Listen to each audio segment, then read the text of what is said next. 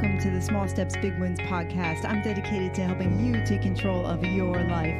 Are you ready? Let's go do this.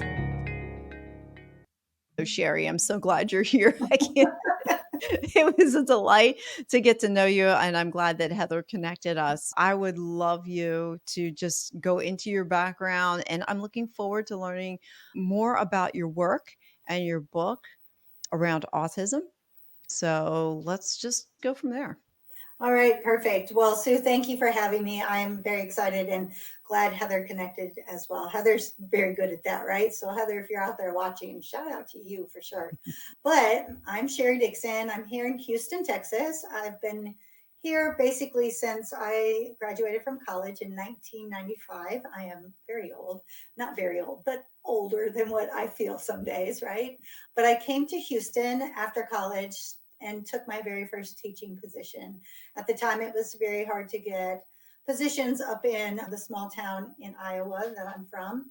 And so I took a leap of faith with my ex-husband and daughter, and we came here and we just stayed here forever. But I went into the world of education.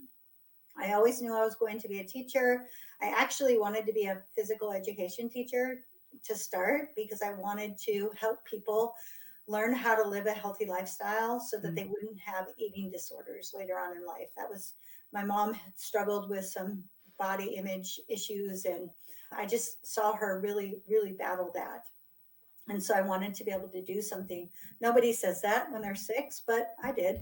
And I went to college. I finished my first degree in physical education, but I became a teenage mother and I had to make some adjustments. And so I changed my degree plan to elementary education. And so when I came to Houston, I started teaching in the elementary classroom. I taught all content areas, which typically elementary teachers do. And I loved it. I really loved it. And about 5 years in, my principal called me down to the office. I thought I was in trouble and not knowing what I had done, but of course thought I was in trouble. And she said, "Hey, congratulations.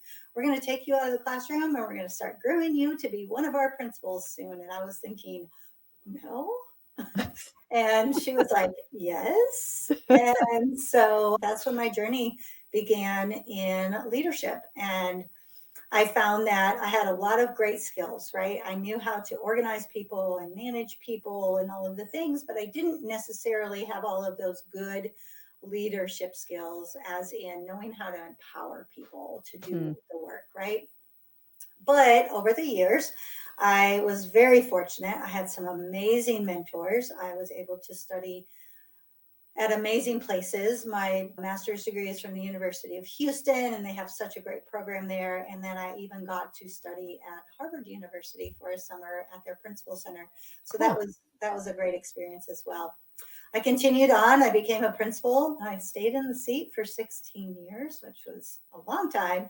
But basically, I would be hired to be the person to come into failing schools and fix them. So we would do what's called a turnaround.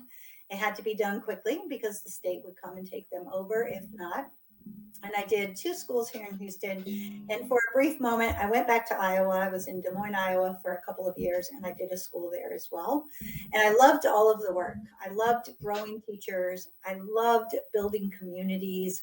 I loved helping these schools get to be the best that they could be, right? And I went through a lot of challenges while I was in the principal seat. The most recent, we had Hurricane Harvey here in Houston. And if you don't know that storm, I mean, it was devastating, over 100 inches of rain and just wiped out so many areas in the city.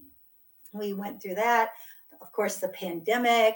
We had a year where the refineries were having difficulties here. Houston is very oil and gas, and some of the refineries were emitting different chemicals into the air. And so we had to cancel school a lot. But what I found is that as I developed my skills and as I learned how to empower people, and as I learned more about the principal seat and just the leadership role itself, I stayed very focused on growth. Growth is probably the most important thing that you can do in any organization. And I even posted something on social media today about getting 1% better every day. If we stay focused on small growth every day, eventually it's going to compound. and you're going to be at the level that you absolutely want to be. And I believe everybody can learn and grow. And so that's kind of been my philosophy. And as I left the schoolhouse, I now do leadership development coaching with women because I also believe that this is the year of the female entrepreneur. And the better we are at our skills, plus bringing in all of those great feminine qualities that we have, Yeah. we are going to do some amazing things in this world. Small steps do lead to big wins, don't they? Absolutely. What are some of I love your story because it seemed like it just unfolded like one day after another. And I think you probably would agree that you didn't think it was going to go in the direction that it did, right? Yeah, I don't think we ever think about it that way. What are some small steps that you're taking today that you're doing and that maybe even prompted you to post that post that we get 1% better each day? Yeah, that's a great question. So I'll be honest. When you're in one career for a long time, you get real good at it, right? I was at that place where everything was pretty automatic for me. I could run a school. I would still have to put in the hours and the time and the work, but it wasn't like I was redeveloping things every year. I could bring it in and make small adjustments. And I built a great reputation in the school world. I felt like a big fish in a little pond, right? But moving into entrepreneurship is totally different. I joke all the time. We would open our doors at the school and our customers would come running in and they'd probably bring you a lollipop or a sucker or a soda or a apple or something because they love you so much, right? Just because you're the school. But in the business world, it's not quite the same. Now you have to rebuild your reputation. And a lot of times with the work I did, people would say, oh, well, you just work with children all day. How are you going to be able to help me in particular? No, that's not true. But that's the perspective that's out there. So I had to rebuild that. I also had to learn how to organize my own world. I'm sitting here in my home office. I get up every morning. I'm by myself. I could work or I could not work. It's totally up to me, right? Yeah, I right. don't have a boss. Nobody's telling me you got to start at this time of the day, finish at this time of the day, etc. So I think a lot of my growing and learning has been really knowing how to shift. I didn't have to get rid of all my skills I had before, but I had to shift. I had to become more independent. I had to become more focused. I'm very ADHD, and I had a system when I was running schools to accommodate that. But I didn't have a system for that now. I wanted to do all the things, and you'll hear I have a lot of projects going on. I don't sleep much. It's just I can do a lot of things. But then sometimes you also have to remember when you do a lot of things, are you going deep into those things or are you just doing them at a surface level? And I found that I was doing a lot of things at the surface level. So again, I had to get better every day at learning how to get focused. Mm, 9 months in, I would have to say I am moving in the right direction, but I still have a long way to go. But I yeah. guess that's the joy of it all, right? Yeah, I mean, it's about the journey, isn't it? It's Mhm. not always about the destination. And honestly, when you get to the destination, it's like, okay, what's next? You've accomplished that goal. What are some things that you do to help you stay focused and then not stay on the surface, but then again, go deep into what you need to do in order to move your needle forward?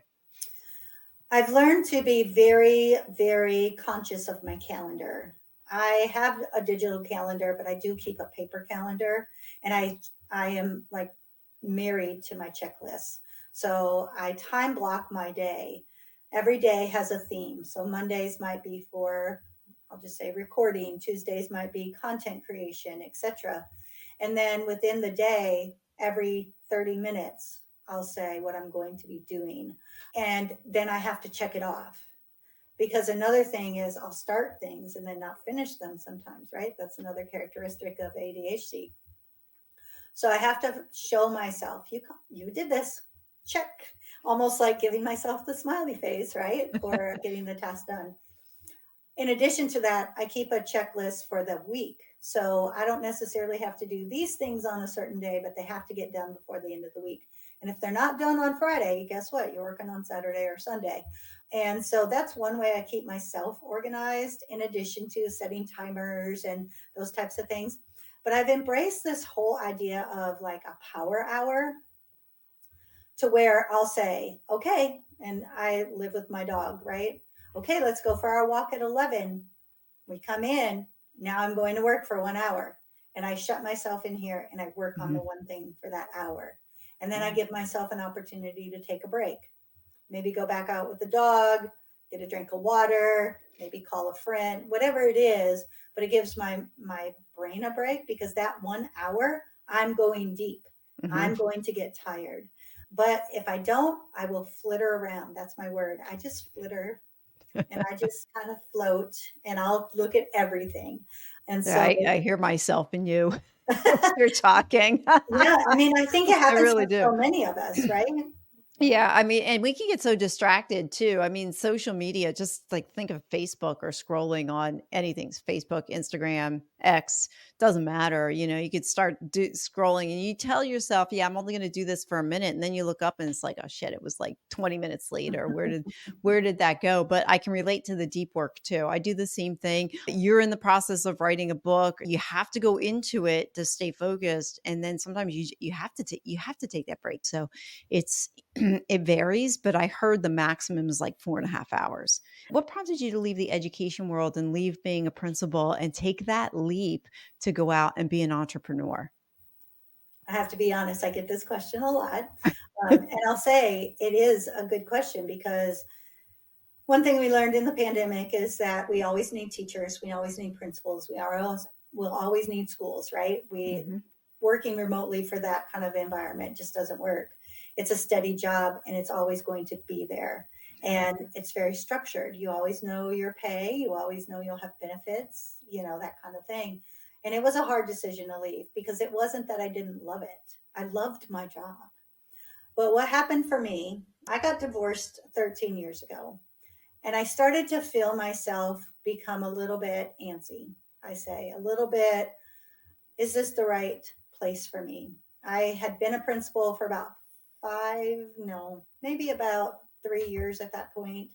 And of course, my ex husband blamed my job for everything. And I started to question that. Well, maybe I was working too much. Maybe I was too focused on advancing my career. I had actually considered becoming a superintendent, Mm. and I had final level interviews at Texas A&M to start my doctoral degree, and I actually canceled them because I thought, Oh. no, maybe I am being too selfish and self-centered, and just focusing on my career. Well, that led me to this rabbit hole of, maybe I should be looking at a different something. Maybe I want to, and I know it was a lot of my sadness and overwhelm from the divorce, but I just started to question everything about my life.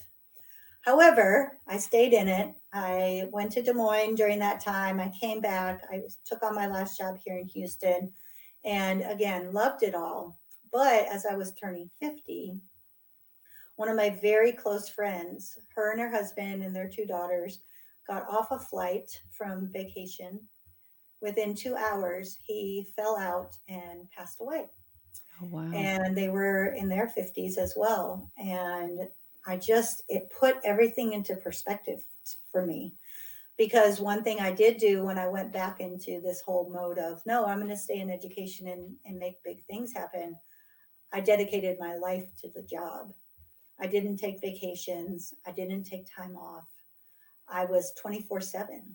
And that event for my friend, just seeing her so sad. But then she made this comment, I'm so glad we took time for each other. I'm so glad we went on this Mm. vacation. And I thought, what if I pass away tomorrow? I'm turning 50. What if I pass away tomorrow and I have not done so many things in my life? So I started to look for different things to do. And that's when I wrote my first chapter in a book. And that led to a second book. And then that led to a talk show. And I started to think, wow, maybe I don't have to stay in education. Maybe that feeling 13 years ago, where I was thinking I could do something different, maybe I really can do that. So I gave myself a year and I said, I'm leaving. I'm leaving at the end of the year and I'm going to Mm. try this. Has it been easy? Absolutely not. Do I ask myself often, what the hell were you thinking? Absolutely. But do you find that the benefits that you reap are far greater than the struggles or challenges that you have? Absolutely. And Yeah. that's the thing. I even got called 2 weeks ago about applying for a principal job again. Oh my And it would gosh. be partnering with my former assistant principal doing that again. And it would have been like the dream job. But I really had to say, sorry, that's not for me. My heart's Wow. not there now. My heart is here. And Yeah. every day I get better. And every day things get better. And every day I hear from a woman that I have had an impact on, or I help a business get a little bit better, or somebody start their company. And those are the Yeah. things that I know I'm on the right path. Yeah. So let's talk about your current endeavors, about the books that you have and TV and podcasts and stuff. So you go from principal to podcaster to author to TV Absolutely. host. All right. So hang on, because this is a wild ride. So I actually have always loved to write, and I love to teach kids to write. That was always kind of my forte. And I got connected with a company, She Rises Studios. They are my publishers. And it was probably July of 2022. And I was actually talking with them about being a guest on their podcast, because this is when I was really saying, okay, I'm going to make this transition. So we set up the time for the podcast, but when the conversation was done, the person I was meeting with said, hey, but we'd really like for you to write in our upcoming book. And I was like, oh, okay. And I mean, I wrote, before in college and as a kid, but I Yeah. didn't do it in my adult life. I was a blogger, but nothing formal.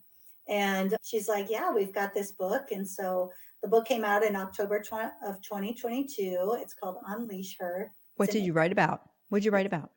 well, it's a compilation of 30 authors who write about their moment in life where they knew they were built for more, and they Mm. unleashed the power to be able to do whatever it was that they wanted to do in life.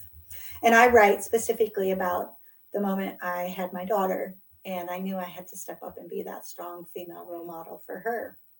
And it's an international bestseller. So I was like, okay, I can do this, right? But it's just one chapter. It took me, I was on a flight somewhere, and I wrote the chapter on the flight, and then I edited the chapter on the flight back, right? So it was like a few hours of time. Well, then that led to a second book, and that one's about leadership, female leaders. That's a chapter again. And so then in the meantime, I thought, well, I like to talk. And a podcast is great because you don't have to really get in front of a camera, right? So I started a podcast. At least my podcast isn't video.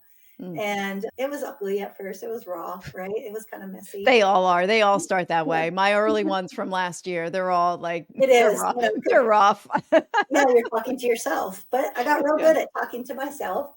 And then after the books came out, then She Rises Studios purchased a production company, Phoenix Mm. TV. And they were like, hey, we've got this great opportunity. What do you think? And I was like, okay. And It's like fun. yeah, so I thought, what's going to happen? I'm going to gain experience. And if it really is awful, well, then, okay, I do it for 6 months and I don't do it any longer. So I started my show, Confident, Courageous, and Clear with Cheri. It ran from March of 2023 through August, and that was season one. And I won an award Oh, for good the for you. first season. I got Wow. People's Choice Award. And that was TV, right? That was It on was actually, it was through Phoenix TV, and it was on Apple TV, Roku, and Amazon Fire. So cool. yeah, so I thought, okay, well maybe I kind of know what I'm doing, right? So then I planned for season two, which is out now, and season two has been amazing. I've had some amazing guests. But in the meantime of that, Phoenix TV released that they could do documentary films. Oh, yeah. Now, I do my own filming, my own editing, everything. I do it on my own. But when I first became a principal, I noticed that a lot of families were struggling when their children would be diagnosed with autism. And that was way back in 2006. And even as my last year as a principal, I would still see families struggle with the diagnosis. And a lot of it was because there's just so many variables Mm. and so many places on the spectrum that a student could be or a child can be, or anybody with the diagnosis, that it's hard to say, okay, you have this diagnosis, this is what it's going to look like, this is what you should do, mom and dad, to be able to help your child. It doesn't work like that. And so it's a lot of trial and error and a lot of frustration sometimes, a lot of success sometimes. And during my years as the principal, my priority was my special education programs. My brother was in special education growing up, and I just felt like too many times kids get pushed to the side when they have differing needs. I also focused a lot on the GT programs because my daughter's GT, gifted and talented, and they get pushed to the side too because as teachers, we know how to help the average student, right? Hmm. But when Yeah. you're at a different end of that average, it's hard. So I wanted to make sure that families knew we were partnering together and that we were working together. And over the years, I kept in my mind, kept thinking, I need to do something. I need to do something to help people in the world feel like you're not alone in this journey and share the good things along with some of the challenges so that you can prepare yourself. And so when that opportunity presented itself, I was like, okay, let's see what we can do here. So I was planning on one film only covering elementary years.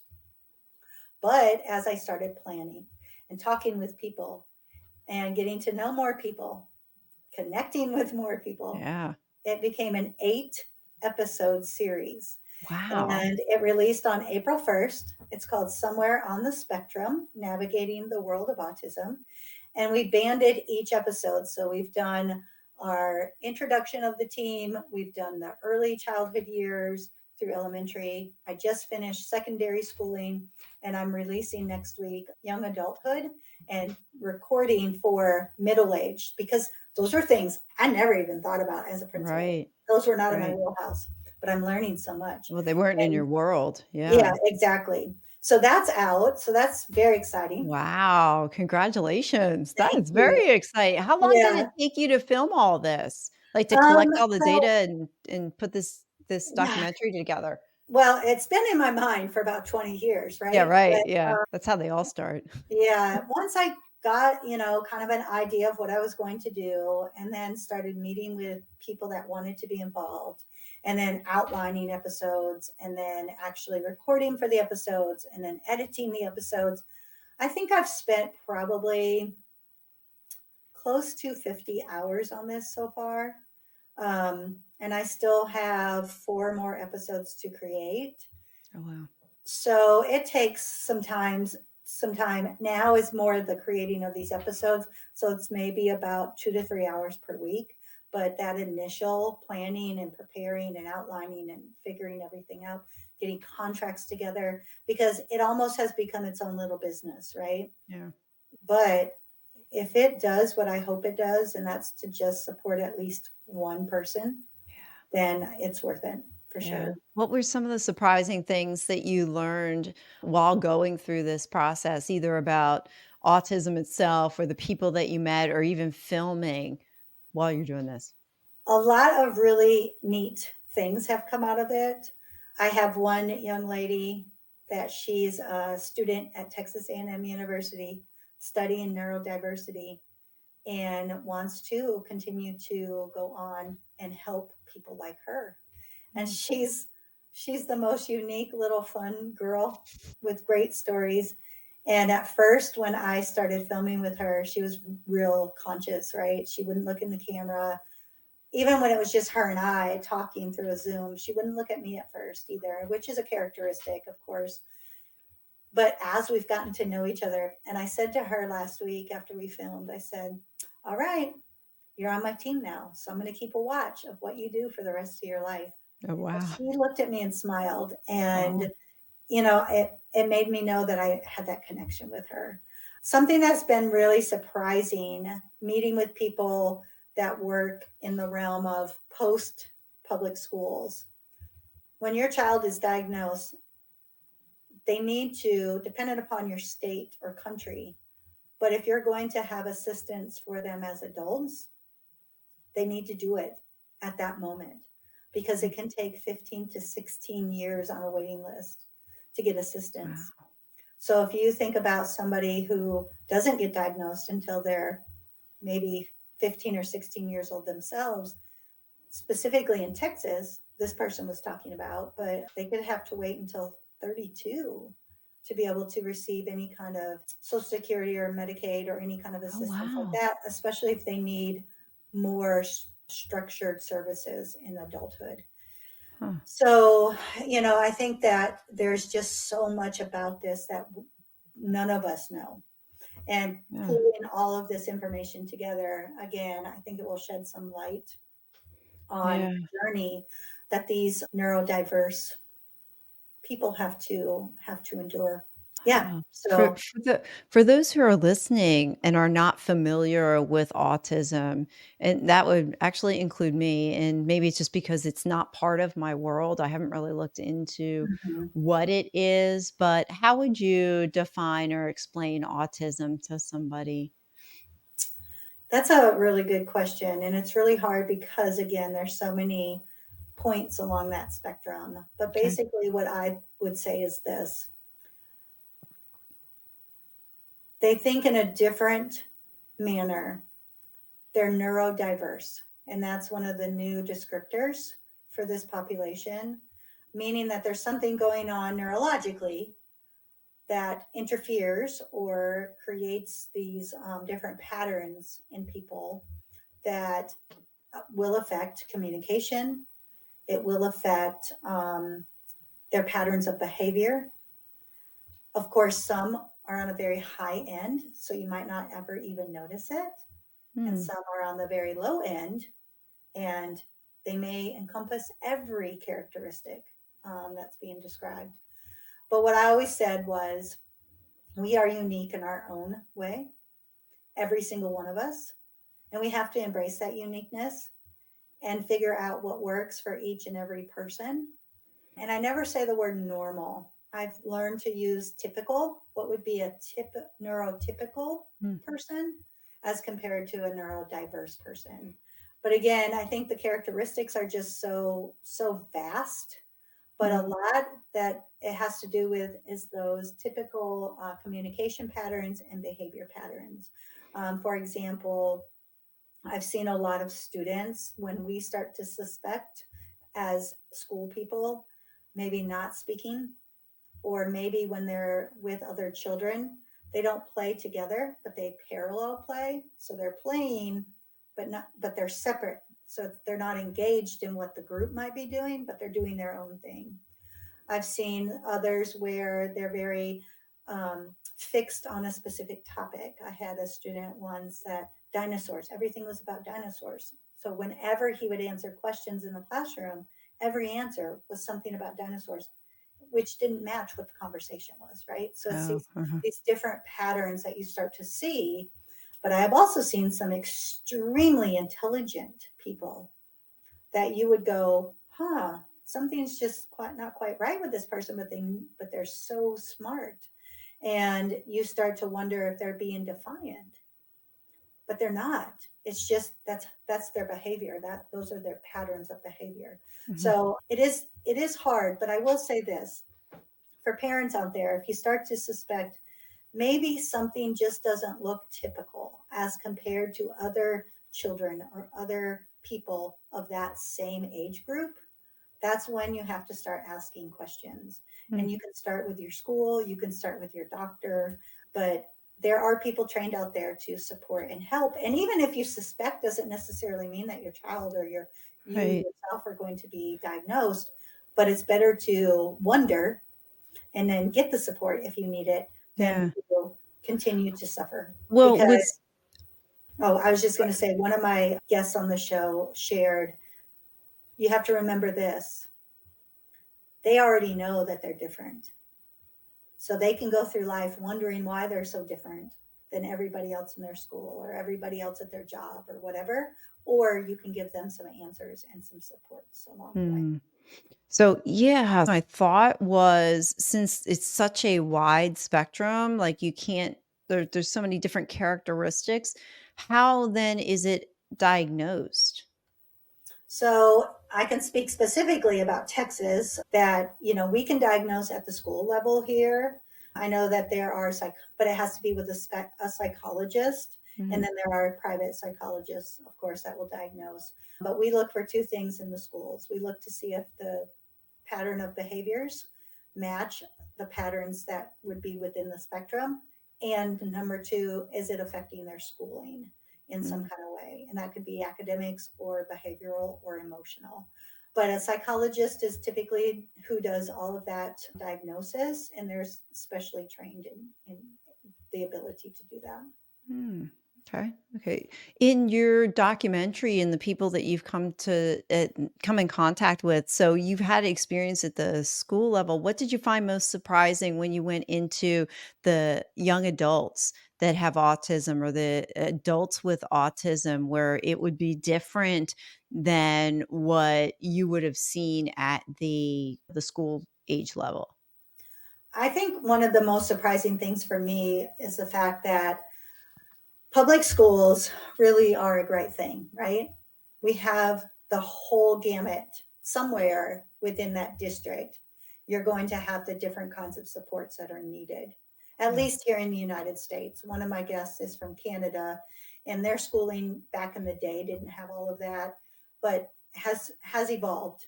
And then I have another guest from Africa, and their schooling does not have that. But here in the US, public schooling systems have the supports that are necessary for anybody on the spectrum, high end, low end, and in the middle. However, when you become an adult, that's not always the case.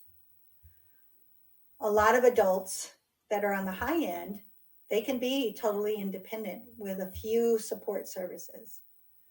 Then you've got those in the middle that need more. And there are some community centers or private institutes or nonprofits that support. There's one right here in my area that she'll be speaking on this next episode about what they do. But when we spoke initially, they do not take people on the severe end because they don't have Mm. the capability. So then where do you find facilities that you trust Okay. in Yeah. order to take on that responsibility? Because one characteristic, it's not common across everybody, it's just one characteristic, is that these people tend to be very strong and Physically. You mean physically physically? Okay. physically strong. And so if you're having behaviors, outburst kind of behaviors, and now you're 22, who in the home can take care of that? That can be a concern. So I think there's just so much out there that we'll never touch upon all of it within our 8 episodes, but at least we're giving a glimpse into the world of what could be and what could be options for people. Mhm. What are some of those support services that you talked about? Like, what would that look like for people with autism? So here, one thing we have is this group is nonprofit is called Inspire ND. And so they start working with families when the child is 16 so that they start working on the transition of what will happen later. And they work with even those that are on the higher end, just doing maybe some coaching or checking in with them through Zoom or, maybe little check-in meetings if they're not locally, all the way to those that maybe they come every day so that they have a supervised structured activity Mm. all day long. They might do some crafting, they might do some daily living skills, learn how to make toast or make coffee or do the laundry or wash dishes. And then they even go out to local businesses at the grocery stores and teach them how to be the sackers at the grocery store. Or maybe like Chick-fil-A partners with this group here, and they go and they like go do the handout of the condiments and things at the Chick-fil-A. That's an amazing service here. Not every community has that, right? Mhm. Yeah. It's going to depend on the size of your city, what's available. I know that on the west side of Houston, I have not been, but there's a community for maybe higher end residents. However, they're not totally independent and they live within this community. They have their own grocery stores, they have their own retail stores, their own post office, so to speak, Wow. that they can utilize all of the services, but then there's always some kind of overseeing, right? Or overview or Yeah. supervision within that community. And I've heard it's a very great community, but I have not been able to connect with them. But I know in my small hometown, there just are not those services. And so if you need a residential kind of placement, you're looking at the same kind of facilities that you would think of for your elderly, right? Yeah. Your assisted living kind of communities. And that, of course, doesn't always match people's needs. So it just depends on the resources that you have within your, your reach, of course. Wow, that sounds like a big challenge because you have such a wide spectrum of people that need services. From what you're saying, it's hard to pinpoint Mhm. a lot of it, of what they need and what their needs are, and then how to, help them from a And then, of course, practical the and the cost of all of cost of, this, yeah, right? I can't, yeah, the cost too, Mhm. because where does the, burden of the co who does the burden of the cost fall on then for Well, it's going to come back on the families unless you get those services, right? Your Social mm, Security services or your Medicaid services. But again, if you don't know to get on those wait lists early, you're going to be waiting a long time to be on there. There are ways that you could do private insurance and things like that, but you would have to check in with your financial planner, to know exactly what that would be. I wouldn't want to give that kind of advice, right, right. specifically, but you just have to look at what your options would be and then how do you figure it out. But it's very similar to knowing, long-term care planning. What do you do for your Yeah, elderly parents, at the time, and who's going to pay for that?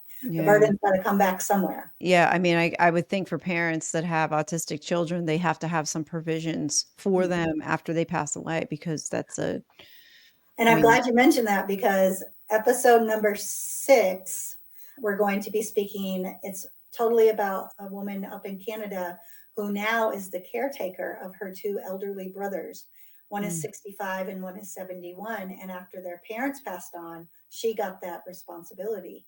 And so she's going to be speaking about exactly what she had to do to make sure that they're in the right place because she can't have them, in her home because of their needs. And mhm, so it's a real thing that is lifelong. It doesn't go yeah. away. Yeah, yeah, yeah, and she can't care for them either. I mean, they're in their 70s as well, so that Mhm, means she's up there in mhm, age, mhm. and, there's limitations with that too, with the siblings taking care of other siblings. Wow. You've really opened my eyes. I didn't realize how big of a problem, like, just a Yeah. lack of services to care Mhm. for people who, have to care for kids, young adults, or that have autism, so Yeah, it's and it's becoming definitely so an much more awareness. prevalent, Yeah.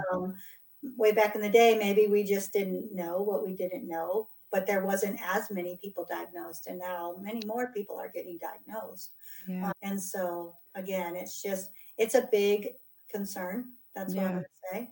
Yeah. And again, my small amount of expertise only touches upon the very minute tippy top of it. But there's so much more that we could unfold and discuss and uncover if we went on. We could have an episode every single day for probably 3 or 4 years and Yeah, I still bet. may not hit everything. I bet. I bet. In filming your documentary and even just from being in the schools, your own personal experience, what are some suggestions or small steps that you could give to people who are not familiar with working with or being around people who have autism, just kind of to help them relate better or relate well to whoever they're around? Does that make sense? Does the question It make does. sense? It's a very Yeah. good question. First off, I'd say if your child or the person you're referring to is in schools, keep a very close contact. Be a team together. So if it's a teacher and you need to learn more, stay connected with the family because they're with the child just as much as you are. If you are the family, stay connected with the school because the school has to be part of the whole programming, right? It is an all-encompassing kind of thing. Ask questions. If you don't know, this is a situation where there can never be a dumb question, right? And you can probably ask the question 75 times, I promise, and nobody's going to get upset with you. And if they're getting upset with you, then they're not the right people to ask the question to. There are support groups out in the world. It just depends again on where you live, what's out there. But if there are some that you can have access to, get into some of those support groups, because you'll find that a lot of people are dealing with the same kinds of things that you are. Take as much training as you can, especially educators. And I will say, I'll end that part with this. I'm speaking at an event on April 30, and I'm talking about how, as leaders and business owners, we have to understand the neurodiverse community as much as possible as well. Not that we need to know every single specific about every single spot along the spectrum, but we need to use our empathetic skills sometimes. We have to learn that not every employee is going to be your typical employee. Not every client or customer. Some of them, chances are, will have a neurodiverse condition. And knowing that, and knowing some strategies that you could utilize so that you can adjust and you're not just totally ruining the lives of everybody, right? Your clients, your customers, your employees. For example, I had a teacher one year who was on the spectrum. I didn't know it because of the fact that he told me, but I knew it because I just had this knowledge and understanding, right? I had my suspicion. When something would go wrong, I had to remember going into a conversation with this employee was going to be completely different than going into a conversation, say, with my daughter, who is a teacher, right? If it were my daughter or someone similar to my daughter, I might be able to go in and say, hey, this happened. What's going on? Let's talk this through. But somebody on the spectrum might not be able to process like that. And so you may need to understand different communication styles that you might have to use. And you're not going to know everything, and nobody's ever going to do anything perfectly. But just having the basic understanding. If you walked into a room, you were my employee, Sue, and you did something wrong and you're on the spectrum, and I start yelling, right? Because you know how some bosses can be. That's going to totally shut you down, and it might even cause you to respond with some negative behaviors that could then escalate and cause bigger problems. So, of course, nobody has to disclose what their conditions are, but you need to be cognizant when you start to understand. But it's all about understanding people too as leaders. Sure. When you understand what works for people and what doesn't work for people, utilize that knowledge, because it's going to make your organization that much better anyway, right? Yeah. Yeah. How would you have answered?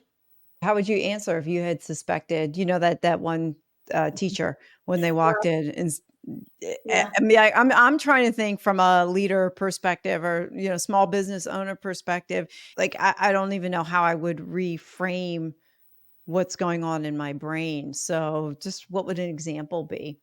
Well, knowing that typically everything tends to be more concrete, more black and white for people within the neurodiverse population, I think I probably would have started with, hey, I heard about the situation that happened. This is what my understanding is. This happened, and then you did this, because it's more of a yes, no, right? It's not an opportunity to go off into these other thought processes. What is the rule? The rule is, say, maybe it was you didn't come to work on time. I heard that you didn't come to work on time. And when so and so went down to your office at 8:05, you were not there. What time are we supposed to be at work? Ah, I Eight can see. o'clock. Okay, I see the Mhm. difference. Yeah, I see. So, what do we need to do? We need to do something different. Asking why, or is this, what's happening here? Those can be such broad thinking kinds of things that Mhm. it may totally put somebody off going, I don't Oh, know, I get it. Yeah, I spiral. can see the difference. Yeah, I can see the difference between being more concrete versus going into the whys behind, "Hey, why were you late this morning?" And Mhm, then asking mhm, somebody to kinda come up mhm. with that. Oh, yeah, makes sense. And it's not Uh, to say that you couldn't ever have that conversation. It's just that right. in the heat of that, they're already knowing they're being called into the boss's office, right? Yeah, yeah, That yeah. might not be the best time to have it. Maybe later on you could say, hey, remember when you were late? Tell me what was going on. Is everything okay? If they're capable of having that conversation, you know. Yeah, yeah. So, are you actually working on another book right now, Yeah, or is it just I okay, am. let's talk about that. So everything's I been thought sent you to were. the I know, everything's been sent to the publisher. I have 2 books Nice. coming out in May. I'm not sure when this will release, but May 7, The Heroes in Our Classrooms. It is an anthology with 8 authors, including myself, and we write about why we went into the world of education, some challenging times along the way, but then what did we learn about it? Because it really is a calling. And I will tell you, I was shocked when I watched the Today Show about a month ago, and they were talking about how universities are closing their teacher prep programs at some locations around the country because not Really? enough people are going into the world of education. And I Yeah, will they don't say, want yeah, I can see why. yep, it is. And hiring in my last season there, I mean, it was almost impossible. I had at least 5 teachers that were totally not qualified to Mhm. teach, but I knew them, I trusted them. We were giving them the supports along the way, but nonetheless, Yeah, they were yeah. not Well, going. it's not a very high paying profession. It's not. You It's know, not. it's not, and they take a lot of flack, and there's a Mhm. lot of nonsense going on, and the parents are getting more challenging to deal with. Yeah. This is just going to be again a tip of the Trouble. iceberg with when it Right. comes to helping people realize that teaching really is, it is hard, but with the It right is. support, Yeah. that's the key. If Yeah, you have the right support and the right I training, agree. then it can be a whole lot Yeah. better. Right Um, training, I get that. Right training, absolutely. And it's a mindset too. And I it think is. it's top Mhm, down from you being a principal and me being a teacher. I have been in school situations where I was not supported by the administration, and I know how that feels. And mhm, then I've been in other situations where I have been supported by the administration, and I know how that feels. So when you have the correct support system, mhm. in place, you can take what could be very difficult of a classroom situation and turn it around from a teacher perspective and be able to at least come out of it constructively without crumpling versus being in a classroom situation where you're not supported and you have no idea what to do when you've got something that you need support to control. Yeah, So yeah, yeah, I would say the teachers are struggling.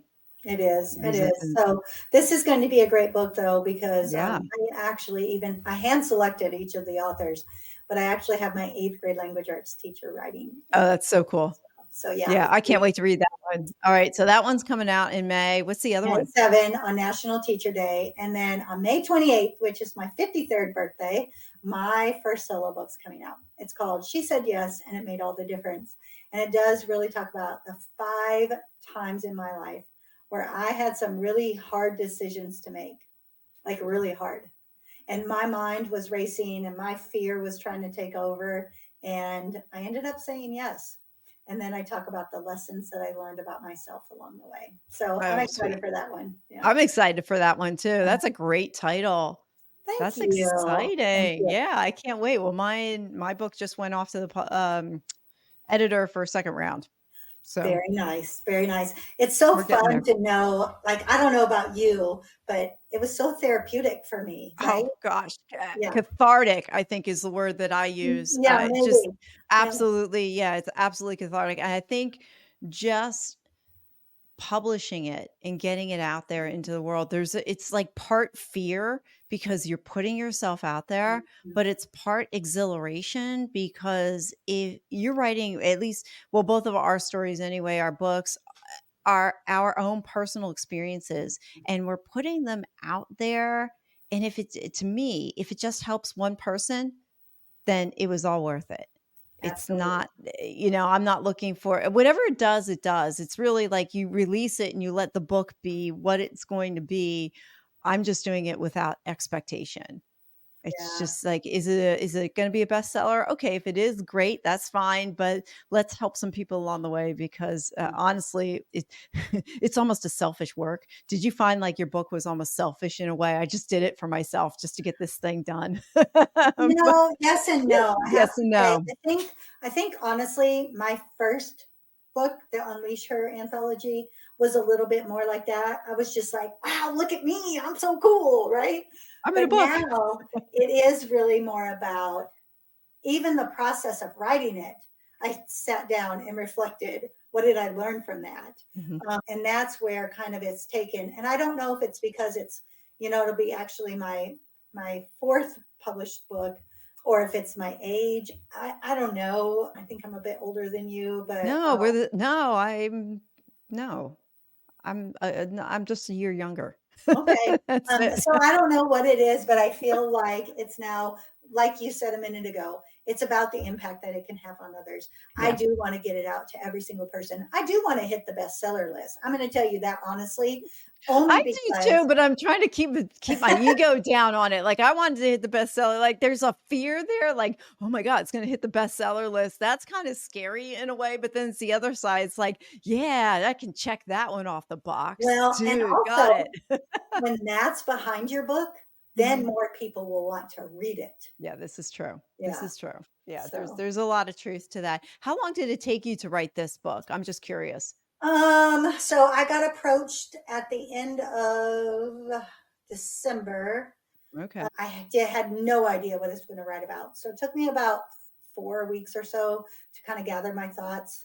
And then I spent another week outlining everything. And then I started writing, and I would give myself 30 minutes every day to write. So it took probably, I finished everything at the end of February. Oh, And then okay. it went to its first editing process. So hopefully now it will just be that process of letting it get to print, letting it go. But it will release on ebook on May 28th, and then paperback will come out 2 weeks later. Oh, that's exciting. Well, I'm excited for you. I can't wait to read it. I think it's gonna be great. I'm looking forward So, to yours as well. So you'll have to be thanks. sure to tell me. Yeah. I'm a Thank you. reader. You can't be a writer without being a reader, right? So This is true. Yeah, this is true. Totally agree. Sherry, this has been a lot of fun. I love talking to you. Um, absolutely. Absolutely. I have every podcast, I ask my guests the same 3 questions. So, are you ready for that round? All right, let's do it. All right. Other than your books, please share a book or resource that's had a significant impact on you. Okay, so can I share two? Oh, absolutely. All right, It's your so the first, podcast. perfect, perfect. The first one I have to definitely say is Think and Grow Rich. That one has been so profound, and not just that one, but Think and Grow Rich for Women, which they're about one and the same, but just a little twist, has really set me on a path of getting more focused in my business. So I definitely would say that one. And then the second one is the Dave Grohl autobiography, because I'm a big hard rock music fan. People don't really get that sometimes, because I was principal by day and hard rock girl at night. But I am a big fan of, I was a big Nirvana girl. I talk about that in the book, very 90s grunge girl. But Foo Fighters, they've been my favorite band for years and years. And Dave Grohl's gone through a lot with losing Kurt Cobain in Nirvana, and then now losing Taylor Hawkins in Foo Fighters.